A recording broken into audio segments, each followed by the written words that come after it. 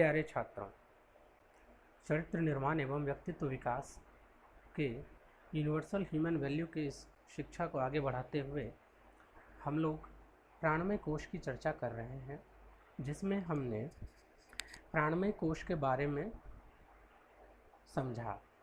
अब हम लोग प्राणमय कोश के आवेग व संतुलन के बारे में जानेंगे। हमें पता है हमारे शरीर को चलाने वाली जो ऊर्जा है वह प्राण है। जिसमें प्राण नहीं है वह निर्जीव है, एवं जिसमें प्राण है उसे सजीव माना जाता है, क्योंकि जब शरीर में प्राण होते हैं तब वह जीवंत शरीर कहा जाता है, और जब प्राण शरीर को छोड़ देता है तब वह मृत या मुर्दा बोला जाता है और उसे जला दिया जाता है या अलग अलग रीति अनुसार उसकी अंतिम क्रिया की जाती है। अतः प्राण एक जीवनी शक्ति कही जाती है। और हम ये भी जानते हैं कि प्राण शरीर से अधिक सूक्ष्म है, वह संपूर्ण शरीर में व्याप्त है। शरीर के जिस अंग में प्राण नहीं होता वह काम नहीं करता है। जिस प्रकार से बिजली स्वयं प्रवाहित नहीं होती, उसे प्रवाहित होने के लिए किसी आश्रय की जरूरत पड़ती है, उसी प्रकार से प्राण भी श्वास के आश्रय से संचार करता है। प्राण शरीर में रस, रक्त, मज्जा, अस्थि आदि में समाहित होकर रहता है, और जब भी हम लोग प्राण की बात करते हैं तो मोटे तौर पे हम लोग सांस की बात करने लगते हैं, जबकि ऐसा नहीं है। हमने जाना हुआ है कि प्राण हमारे लिए ऊर्जा का एक रूपांतरण है। और अब हम लोग प्राण के आवेग के बारे में जानेंगे। प्राण के आवेग से मतलब क्या है? आवेग का अर्थ होता है वह भावना जिससे हम कुछ करने के लिए उद्यत हो जाते हैं, अर्थात ऐसी अवस्था या भाव जिसमें हम किसी काम को करने के लिए उद्यत हो जाते हैं। और प्राण के आवेग 4 प्रकार के होते हैं, जिसमें पहला है आहार, दूसरी है निद्रा, तीसरा है भय और चौथा है मैथुन। ये 4 प्राण धारणा के लिए अनिवार्य मूल प्रवृत्ति के रूप में जानी जाती है। सभी सजीव में ये चारों मूल प्रवृत्तियां होती है। अब हम लोग इनके बारे में एक एक करके जानेंगे। आहार से हमारा सिंपल जो अर्थ हमारा मतलब होता है उसका अर्थ है अन्न ग्रहण करना। लेकिन आहार को अगर हम लोग केवल अन्न के रूप में जानते हैं तो उसकी व्याख्या थोड़ी सी निम्न हो जाती है। वस्तुतः आहार में अन्न, जल और वायु तीनों का ग्रहण करना होता है। अगर ये 3 में से एक भी नहीं होंगे तो प्राण धारणा नहीं हो पाएगी, अर्थात हमारा शरीर प्राण को धारण नहीं कर सकता। प्राण हम जानते हैं कि स्वयं कभी नष्ट नहीं होता, और अन्न, जल और वायु के नहीं होने से शरीर और प्राण साथ में नहीं रह सकते, उनका वियोग हो जाता है, जिसे हम लोग मृत्यु के रूप में जानते हैं। और इसीलिए आहार हमारे लिए बहुत ही महत्वपूर्ण है। हमारे योग शास्त्र में, हमारे दर्शन में आहार के बारे में विस्तृत विवेचना की गई है कि मनुष्य का आहार कैसा होना चाहिए, जिसे हम लोग 3 रूप में बांटते हैं: सात्विक आहार, तामसिक आहार और राजसिक आहार। इन तीनों आहार की अपनी अपनी मूल प्रवृत्ति होती है और शरीर पे इनका अपना अपना प्रभाव होता है। हम लोग कहते भी हैं, जैसा खाए अन्न वैसा होए मन, और जैसा होए मन वैसा होए तन। आहार की व्याख्या इतनी विस्तृत की गई है हमारे दर्शन शास्त्र में कि बंगाली में एक कहावत है कि खाओ पानी और पियो रोटी। इसका अर्थ क्या है? हम पानी को कैसे खा सकते हैं? खाने का अर्थ होता है हम किसी भी चीज़ को आराम से धीरे धीरे ग्रहण करते हैं। तो पानी हमें हमेशा घूट घूट करके पीना चाहिए।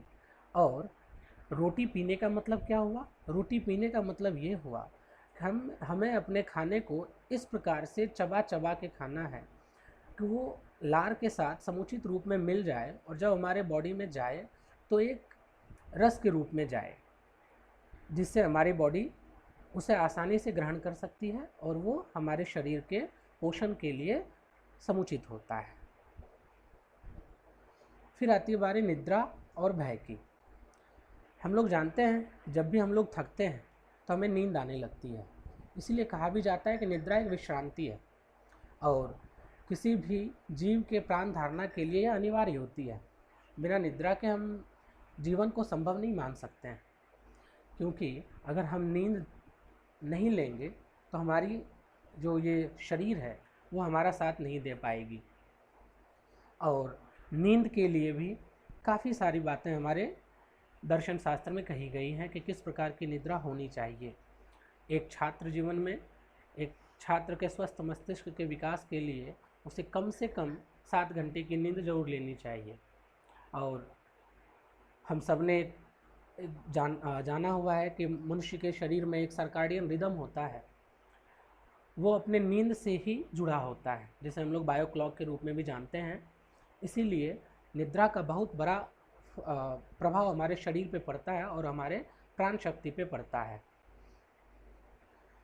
फिर भय की बारी आती है। भय का अर्थ यहाँ पे नेगेटिव रूप में नहीं लेना है। ये नहीं कि हम किसी भी चीज़ से यूं ही डरने लगे। भय का अर्थ यहाँ पे एक सकारात्मक रूप में लेना है, क्योंकि भय होना भी आवश्यक है, क्योंकि भय प्राण की मूल प्रवृत्ति है। मूल प्रवृत्ति का मतलब क्या है? हर सजीव अपने अपने शरीर को बचाना चाहता है, अपनी अपनी प्राण रक्षा करना चाहता है, और इसलिए उसे अपने जीवन को बचाने के लिए जो कर्म करना होता है उसमें भय का मुख्य स्थान होता है। अगर हमारे पास भय ना रहे तो हम लोग बिजली की तार को छू सकते हैं, जो नंगी तार होती है जिसमें बिजली प्रवाहित हो रही है। अगर हम उसको छुएंगे हमारे शरीर में बिजली का झटका लगेगा और हमारी प्राण हानि हो सकती है।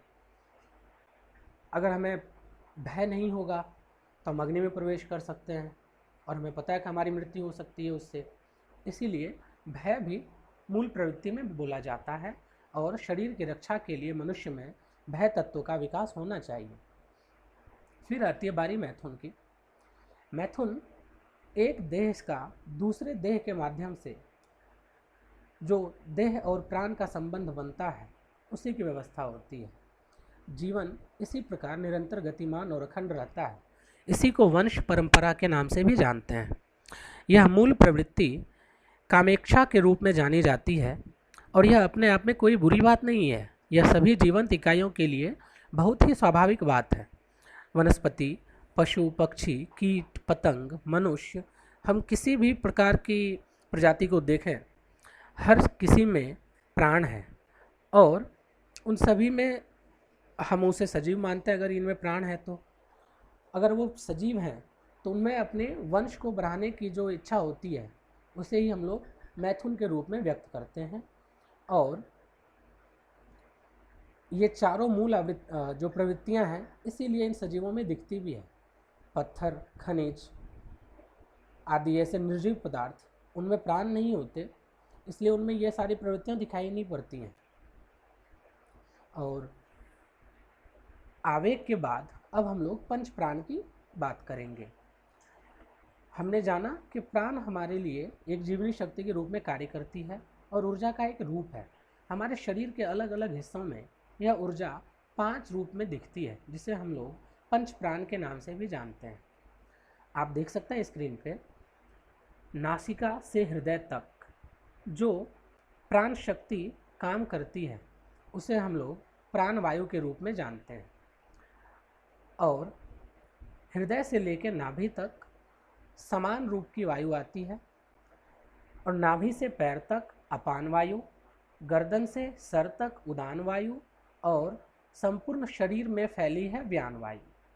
इस प्रकार प्राण, समान, अपान, उदान और व्यान, ये 5 प्रकार के प्राण वायु बोले जाते हैं और इनके आधार पे ही हम लोग अपने किसी भी कार्य को करने में सक्षम हो पाते हैं। कैसे? आइए देखते हैं। 5 प्राणों का काम क्या है?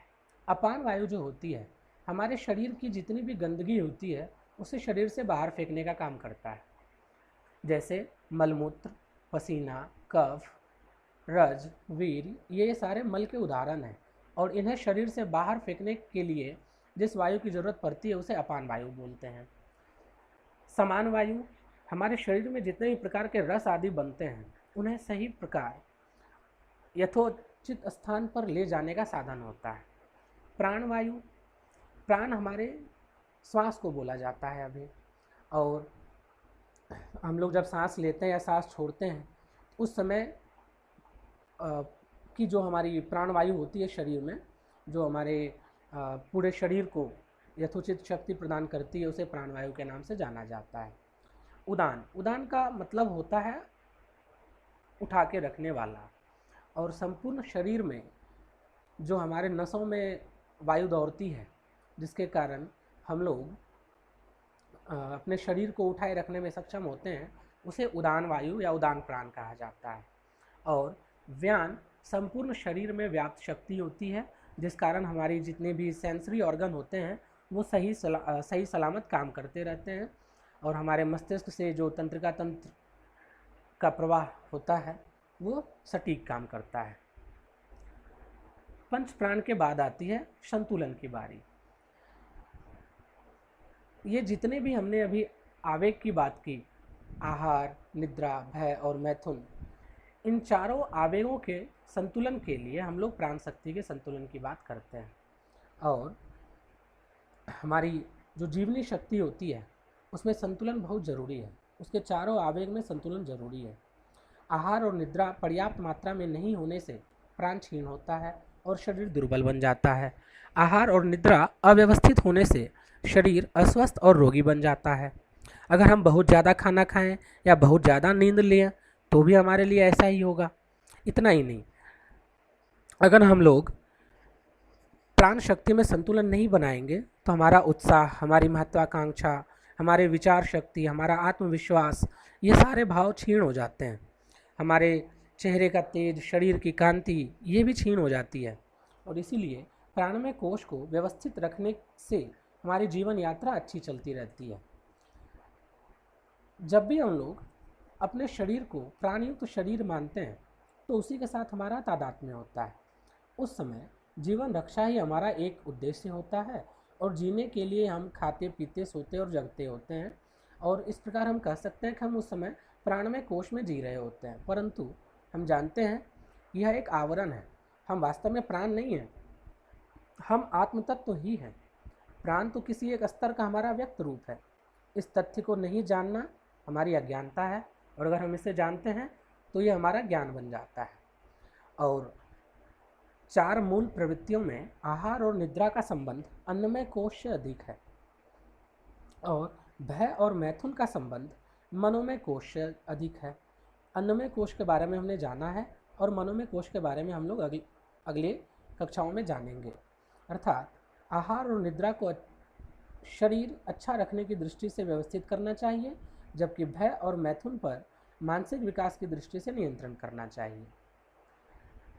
आज की कक्षा में हम लोग यहीं तक जानेंगे। इससे अगली कक्षा में हम लोग प्राणमय कोश का विकास कैसे किया जा सकता है इसके बारे में जानेंगे। धन्यवाद।